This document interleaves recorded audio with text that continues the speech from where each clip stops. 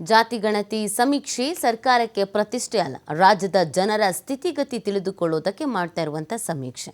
ಕೊಪ್ಪಳದಲ್ಲಿ ಸಚಿವ ದಿನೇಶ್ ಗುಂಡೂರಾವ್ ಈ ಸ್ಟೇಟ್ಮೆಂಟ್ ಕೊಟ್ಟಿದ್ದಾರೆ. ಸಮೀಕ್ಷೆಯಿಂದ ನಮಗೆ ಸಾಕಷ್ಟು ಮಾಹಿತಿ ಸಿಗುತ್ತೆ. ಸರ್ಕಾರಕ್ಕೆ ಮುಂದೆ ಮಾಡುವ ಯೋಜನೆಗೆ ಅನುಕೂಲ. ಪ್ರತಿ ವರ್ಷ 10 ಸಮೀಕ್ಷೆ ಆಗಬೇಕು ಅಂತ ಗುಂಡೂರಾವ್ ಹೇಳಿರೋದು. ಕೊಪ್ಪಳದಲ್ಲಿ ಸಚಿವ ದಿನೇಶ್ ಗುಂಡೂರಾವ್ ಈ ಒಂದು ಹೇಳಿಕೆಯನ್ನು ನೀಡಿದ್ದಾರೆ.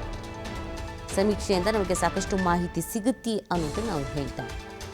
ಕೇವಲ ಜಾತಿ ವಿಚಾರಕ್ಕೆ ಸಮೀಕ್ಷೆ ನಡೀತಾ ಇದೆ ಅಂತ ಒಂದಷ್ಟು ಆರೋಪಗಳಿಗಿದೆ. ಜಾತಿ ಗಣತಿ ಬೇಕಾ ಬೇಡವಾ ಅನ್ನೋದೊಂದಷ್ಟು ಚರ್ಚೆಗಳಿದೆ. ಈ ಗೊಂದಲಗಳ ನಡುವೆ ಇದೀಗ ಜಾತಿ ಗಣತಿ ಸಮೀಕ್ಷೆ ಸರ್ಕಾರಕ್ಕೆ ಪ್ರತಿಷ್ಠೆ ಅಂತ ಏನು ಅಲ್ಲ ಅನ್ನೋದನ್ನು ತಿಳಿಸ್ತಾ ಇದ್ದಾರೆ.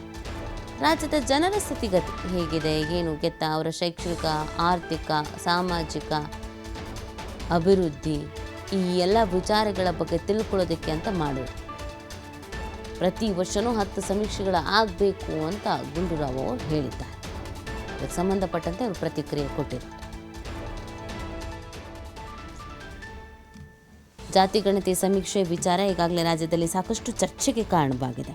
ನೋಡಿ, ಇನ್ನೂ ಗೊಂದಲ ಅನ್ನೋದು ಮುಂದುವರಿತಾ ಇದೆ. ಅನೇಕರು ಜಾತಿ ಗಣತಿಯ ಅವಶ್ಯಕತೆ ಇದೆಯಾ, ಬೇಕಾ ಇದ್ರದ್ದು ಅಂತ ಪ್ರಶ್ನಿಸ್ತಾ ಇದ್ದಾರೆ.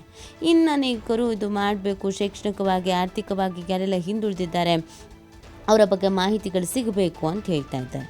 ಇದೆಲ್ಲದರ ನಡುವೆ ಒಂದಷ್ಟು ಸವಾಲುಗಳು ಕೂಡ ಇದೆ. ಟೆಕ್ನಿಕಲ್ ಪ್ರಾಬ್ಲಮ್ಸಿಂದ ಹಿಡಿದು ಇದು ಬೇಕಾ ಬೇಡ ಅನ್ನೋದ್ರ ಬಗ್ಗೆ ಚರ್ಚೆಗಳು ಕೂಡ ಇದೆ. ಈಗ ಸರ್ಕಾರದ ವತಿಯಿಂದ ಒಬ್ಬೊಬ್ಬರೇ ಇದನ್ನು ಸಮರ್ಥಿಸ್ಕೊಳ್ತಾ ಇದ್ದಾರೆ. ಮೊದಲಿಗೆ CM ಈ ವಿಚಾರವನ್ನು ತಿಳಿಸಿದಾಗ ಸ್ವಪಕ್ಷದವರೇ ಅಂದರೆ ಸರ್ಕಾರದವರೇ ಒಪ್ಕೊಂಡಿರಲಿಲ್ಲ. ಇನ್ನು ಕೆಲವೊಬ್ಬರು ಓಕೆ ಫೈನ್ ಅಂತ ಹೇಳಿದರು. ಇದೀಗ ದಿನೇಶ್ ಗುಂಡೂರಾವ್ ಅವರ ಪ್ರತಿಕ್ರಿಯೆ ಇದು ಆಗಬೇಕು, ಒಳ್ಳೆಯದು ಅಂತ ಹೇಳ್ತಾರೆ. ಸಮೀಕ್ಷೆಯಿಂದ ಪ್ರಯೋಜನ ಇಲ್ಲ ಎಂಬ ಆರೋಪ ವಿಚಾರ ಬಿಜೆಪಿ ಆರೋಪಕ್ಕೆ ಸಚಿವ ದಿನೇಶ್ ಗುಂಡೂರಾವ್ ಕಿಡಿಕಾರ್ತಿದ್ದಾರೆ. ನೋಟ್ ಅಮಾನ್ಯ ಮಾಡಿದಾಗ ಕ್ಯೂ ನಿಂತರು, ಅವರಿಂದ ಏನಾದರೂ ಪ್ರಯೋಜನ ಇದೆಯಾ? ಬಿಜೆಪಿ ರಾಜ್ಯಾಧ್ಯಕ್ಷರಿಗೆ ಜ್ಞಾನದ ಕೊರತೆ ಇದೆ. ವೈಜ್ಞಾನಿಕವಾಗಿ ತಿಳಿದುಕೊಂಡವರು ಹೀಗೆ ಮಾತಾಡಲ್ಲ ಅಂತ ಕಿಡಿಕಾರಿದ್ದಾರೆ. ಬಿಜೆಪಿ ವಿರುದ್ಧ ಕಿಡಿಕಾರುವಂಥ ಕೆಲಸವನ್ನು ಇಲ್ಲಿ ಮಾಡಲಾಗಿದೆ. ವೈಜ್ಞಾನಿಕವಾಗಿ ತಿಳಿದುಕೊಂಡವರು ಹೀಗೆಲ್ಲ ಮಾತಾಡಲ್ಲ ಅಂತ ಕೂಡ ಇದೇ ಸಂದರ್ಭದಲ್ಲಿ ಹೇಳಿದ್ದಾರೆ.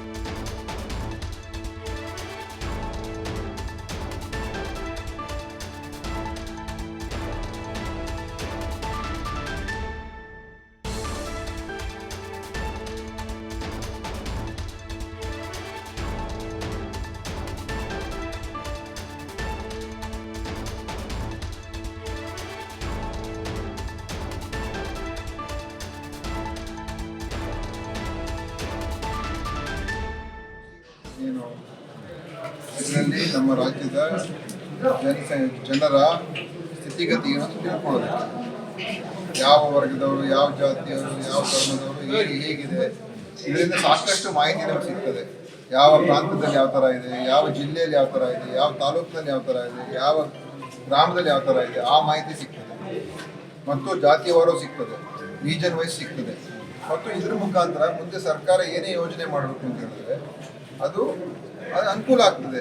ನಮಗೆ ಮೀಸಲಾತಿ ಕೊಡೋ ವಿಚಾರ ಇರ್ಬೋದು, ಅಥವಾ ಬೇರೆ ಬೇರೆ ಸ್ಕೀಮ್ಸು, ವೆಲ್ಫೇರ್ ಸ್ಕೀಮ್ಸು, ಸಾಮಾಜಿಕ ಒಂದು ಕಲ್ಯಾಣ ಯೋಜನೆಗಳು, ಅದನ್ನು ಕೊಡ್ತಕ್ಕಂಥದ್ದು, ಏನು ಮಾಡಬೇಕು, ಯಾರಿಗೆ ಹೆಚ್ಚು ಆದ್ಯತೆ ಕೊಡಬೇಕು, ಇದೆಲ್ಲ ತಗೊಳ್ಬೇಕಾದ್ರೆ ಮಾಡಬೇಕಾದ್ರೆ ವೈಜ್ಞಾನಿಕವಾದಂಥ ಡೇಟಾ 10 ವರ್ಷ ಮಾಡ್ತಾ ಇರಬೇಕಿದು. ನೋಡಿ, ಹಿಂದೆ ಎಲ್ಲ ಮಾಡ್ಕೊಂಡು ಬಂದಿದ್ದಾರೆ. ಚಿನ್ನಸ್ವಾಮಿ ಈಗ ವರದಿ ಇದೆ, ಇವರದೆಲ್ಲ ಇದೆ. ಈಗ ಹೊಸ ಟೆಕ್ನಾಲಜಿ ಇದೆ. ಎಲ್ಲ ಕಡೆ ಡೇಟಾ ನಾವು ಕ್ಯಾಪ್ಚರ್ ಮಾಡ್ಬೋದು. ಇನ್ನೂ ವಿಸ್ತೃತವಾಗಿ ಡೇಟಾ ಕಲೆಕ್ಟ್ ಮಾಡ್ಬೋದು. ಅದ್ರ ಮುಖಾಂತರ ನಮ್ಮ ಒಂದು ಸರ್ಕಾರಕ್ಕೆ ಪ್ರತಿ 10 ವರ್ಷ ಇಂಥ ಸಮೀಕ್ಷೆಗಳು ಆಗಬೇಕಾಗ್ತದೆ. ಈ ಸಮೀಕ್ಷೆ ಇರುವಂಥದ್ದು ಏನು, ಇದರಲ್ಲಿ ನಮ್ಮ ರಾಜ್ಯದ ಜನರ ಸ್ಥಿತಿಗತಿಯನ್ನು ತಿಳ್ಕೊಳ್ಳೋದು.